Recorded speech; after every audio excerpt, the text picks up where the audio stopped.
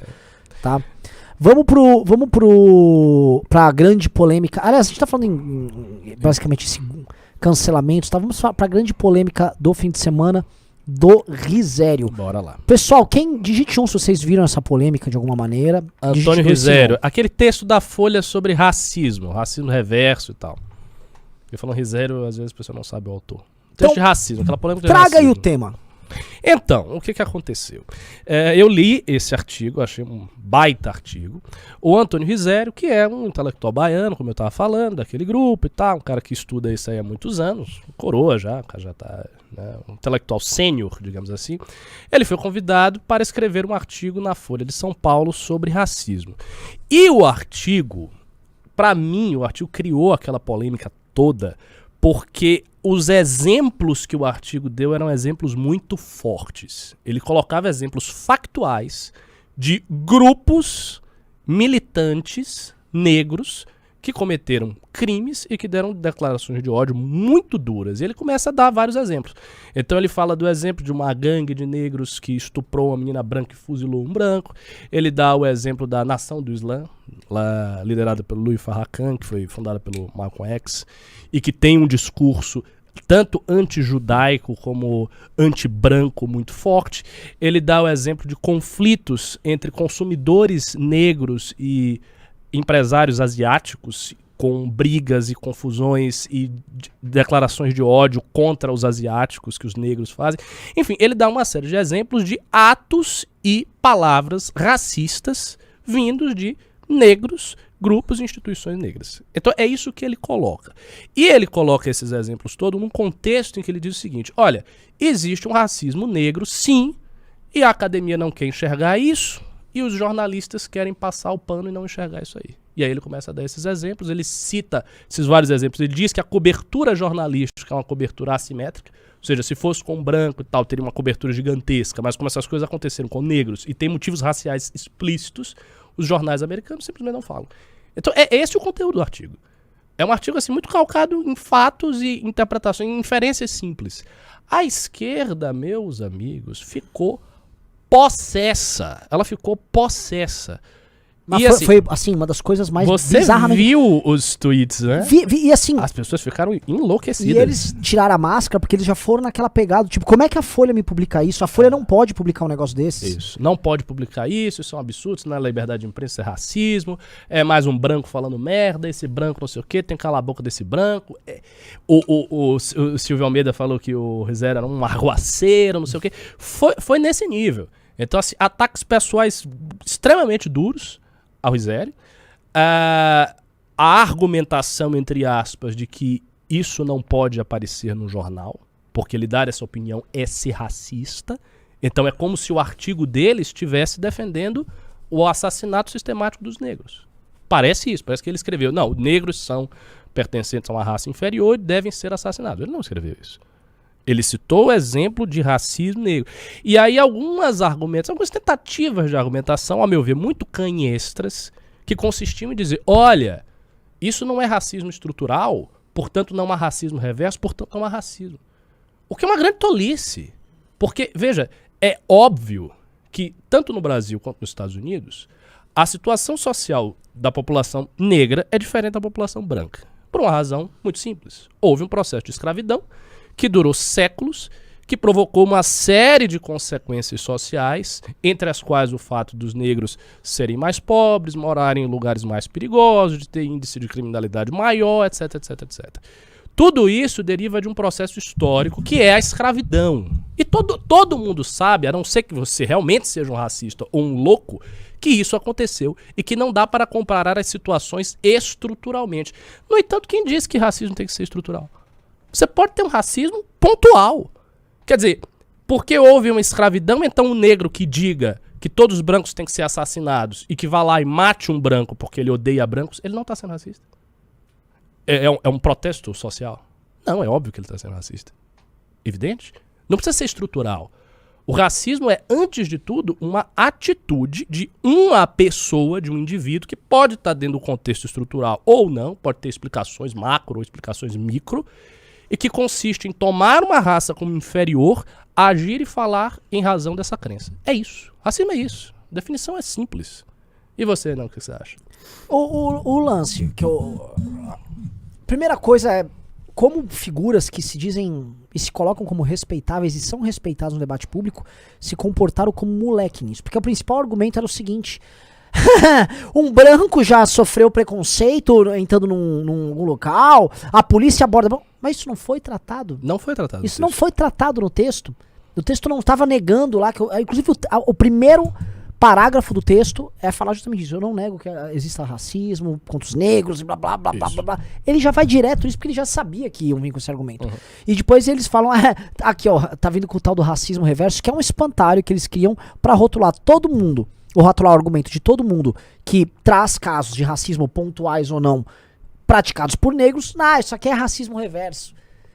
Então, eu vi formadores de opinião intelectuais indo nisso, e não foi falado. E isso é a parte mais tosca, que fizeram um espantalho. E o problema, sabe o que é? É um espantalho para você rebater a priori a existência do texto. O texto não deveria existir. Exato. E os argumentos que estão lá não deveriam sequer ser debatidos, porque eles trazem problemas centrais, que é basicamente a realidade das estruturas de poder desse movimento identitário de esquerda, que está enfiado na imprensa, que está enfiado em alguns lugares já no judiciário, que está enfiado na intelectualidade. Academia, E esses caras estão, em parte, dando tom no debate público. Pra ser bem claro, vamos falar aqui o programa Roda Viva. Você pega ali as apresentadoras do Roda Viva, são as mulheres que querem ser benquistas, é a turma da Vera Magalhães, quer parecer bacana. Então elas dão espaço pra esse Silvio Almeida, que é um tarado, que é uma figura bizarra, é um autoritário. E aí, pra parecer bacana, elas começam a ficar dando espaço. Não, a gente tá sendo... Olha, teve 32% de mulheres negras no programa esse ano, olha só como a gente é inclusiva e tal. Ué, dá 100%. Né? Eu acho muito engraçado. Olha, eu fiz uma cota pra vocês, tá? Dá 100%, caralho. Dá o seu salário, caralho. Mas essa coisa do... Olha, o racista que é em mim está sendo enfrentado. Quer fazer essas demonstrações. E estão dando espaço de poder pra uma porra de um autoritário. E esse autoritário quer esse espaço e quer exercer o poder lá. Então, quando vem alguém e faz uma denúncia... Porque a denúncia, mais do que dos casos de racismo que ele coloca lá, é a denúncia da reação dessas estruturas, especialmente intelectuais e midiáticas, a isso. Então ele está denunciando, na verdade, a estratégia de poder dessa esquerda específica e identitária, que é autoritária pra um caralho. E que se tiver poder, vai pra cima de todo mundo da forma mais porca possível. Por exemplo, isso aqui que a gente acabou de falar, pra eles é racismo puro. O que você tem são dois brancos falando mal dos negros, sendo racistas, fazendo uma análise torpe e superficial das coisas. Aliás, outra coisa que falaram do artigo do Rizério também. Disseram, não, porque o artigo não tem nenhuma metodologia científica, não tem nenhuma metodologia histórica e tal. Veja, é um artigo de jornal. Essa é a primeira coisa. Aquilo ali não é um estudo de 30 páginas que ele está publicando numa revista de estudos sociais. É um artigo de jornal. Ele está citando fatos. Existem duas coisas que alguém que queira argumentar contra o artigo do Rizério pode fazer. A primeira é negar os fatos. Dizer, não, ele mentiu. Então ele disse que essa declaração foi dada por fulano, isto não aconteceu. Ele disse que esse crime foi cometido e não cometeu. Portanto, ele mentiu. Isso é uma coisa que você pode fazer. A segunda coisa é você colocar aquilo ali dentro de um contexto onde você explique as posições dos agentes e mostre por que elas não são racistas. Essa segunda estratégia, segunda tática, também não foi feita. Ninguém pegou a declaração lá do Louis Farrakhan e botou num contexto e explicou, não, essa declaração não é racista e mostrou que ela não é. Ninguém pegou o exemplo de assassinato e estupro que ele citou lá no artigo e disse, não, isto não é racista. As motivações não são essas. Há um contexto diferenciado, os caras fizeram isso por isso. Ninguém fez isso. Eu vi várias respostas, não foi uma ou duas. Eu vi, tipo, umas 60 respostas. E a galera nem entrava no mérito do artigo. Por quê? Porque não tinha o que responder. O artigo meteu lá os fatos e foi isso.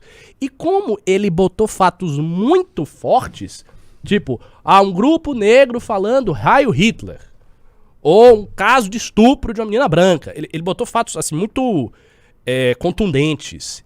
Isso gerou raiva. Porque a raiva veio da força dos exemplos. E aí os caras vieram com essa reação de ódio e, enfim, a gente viu essa polêmica. Outra crítica que eu ouvi foi, mas entenda, isso aqui não tem nada a ver com o contexto brasileiro, o Brasil foi uma outra colonização, o racismo aqui se dá de outras maneiras, então o exemplo não serve aqui. Why? Então, eu também não posso trazer outros exemplos, por exemplo, de outras matérias, por exemplo, matéria econômica, olha, o socialismo não funcionou em tal e tal país, mas não é aqui? E outra, a principal crítica dos caras que atacam o identitarismo é a importação cultural de valores, pautas e um estilo de debate americano. Sim. Então, isso está acontecendo no Brasil, pô. Tanto está acontecendo no Brasil que existe uma velha crítica que é do apagamento do pardo. Né? Que o pardo não é pardo, que o pardo é negro. Aí você tem aquelas contagens estatísticas da quantidade de negros no Brasil que incluem os pardos. Então você nunca sabe, por exemplo, se você como pardo você é negro ou se você é branco. Porque assim, se você falar alguma coisa contra o movimento negro, você pode ser visto como branco. Por exemplo, tem um professor lá da UFBA, o Wilson Gomes, que é um cara de esquerda, né, mas que tá há muito tempo sempre tuitando contra os identitários, e a galera chamou o cara de branco. Mas o cara não é branco, ele é claramente mulato. É o que se chama de mulato, ele não é branco. E a galera chama, não, porque esse professor aí de elite, esse branco, então pardo, amigo, você pode ser branco nesse contexto. Ou pode virar negro se for pra estatística do racialista lá que ele botar. Então, assim, essa é uma militância que, a meu ver, não tem nenhuma base teórica verdadeira. Claro, os caras escrevem inúmeros livros, eles têm discussões complexíssimas. Eu não sou especialista do assunto, eu não entendo o assunto. Mas, quando eu vejo que conceitos muito elementares estão sendo torcidos nesse nível, a real é que esse discurso é uma arma de propaganda ideológica.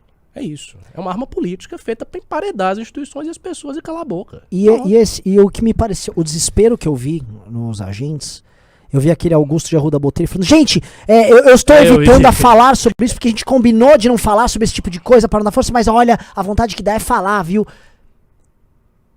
Porque me parece assim, o Risério assim, ele apontou um problema, ele tocou nessa ferida e enfiou o dedo com vontade ali. Agora, até comentar. Eu acho que a Folha não chama mais. Será? Eu acho também. Mas a Folha também tá. A Folha gosta do Folha gosta. Porque a Folha também tem uma coisa, né? Que é a audiência, né? Nunca pode se esquecer disso.